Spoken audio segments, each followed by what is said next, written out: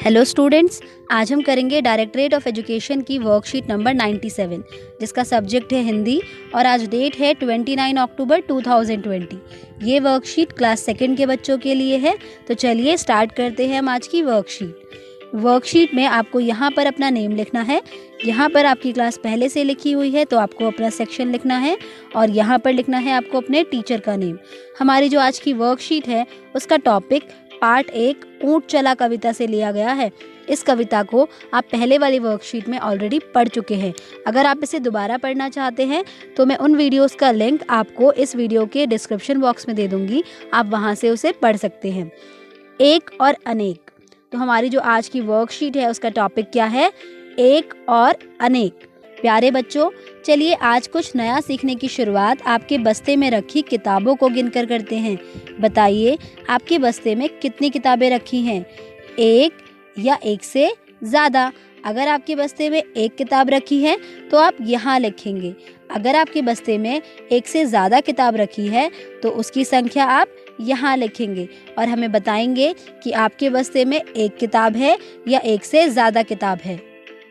तो बच्चों, जब एक वस्तु या प्राणी की बात होती है तो उसके लिए शब्द के एक वचन रूप का प्रयोग किया जाता है, जैसे किताब। और जब किसी वस्तु या प्राणी के एक से अधिक होने की बात होती है तो शब्द के बहुवचन रूप का प्रयोग किया जाता है, जैसे कि किताबें। आइए हम इसे कुछ उदाहरणों के द्वारा समझते हैं। एक और अनेक। वचन के दो रूप होते हैं, एक वचन और बहुवचन। एक वचन रूप का प्रयोग एक वस्तु के लिए होता है, जबकि बहुवचन रूप का प्रयोग अनेक वस्तुओं के लिए होता है, जैसे लड़का। तो जब मैं लड़का बोलती हूँ तो यहाँ पर सिर्फ एक लड़के के बारे में बात हो रही है, इसीलिए ये एक वचन है। इसका बहुवचन क्या होगा? लड़के, क्योंकि यहाँ पर दो या दो से ज़्यादा लड़कों के बारे में बात हो रही है। ऐसे ही बल्ला, तो यहाँ पर भी एक की बात हो रही है, इसका बहुवचन क्या होगा? बल्ले। ऐसे ही पौधा का बहुवचन क्या होगा? पौधे। पत्ता का बहुवचन क्या होगा? पत्ते। सपेरा का बहुवचन क्या होगा? सपेरे। ऐसे ही अगला है कमरा, तो कमरा का बहुवचन क्या होगा? कमरे। ताला का बहुवचन क्या होगा? ताले। लड़की का बहुवचन क्या होगा? लड़कियां। नदी का बहुवचन क्या होगा? नदियां। घड़ी का बहुवचन क्या होगा? घड़ियां। कुर्सी का बहुवचन क्या होगा? कुर्सियां। चाबी का बहुवचन क्या होगा? चाबियां। मछली का बहुवचन क्या होगा? मछलियां। किताब का बहुवचन क्या होगा? किताबें।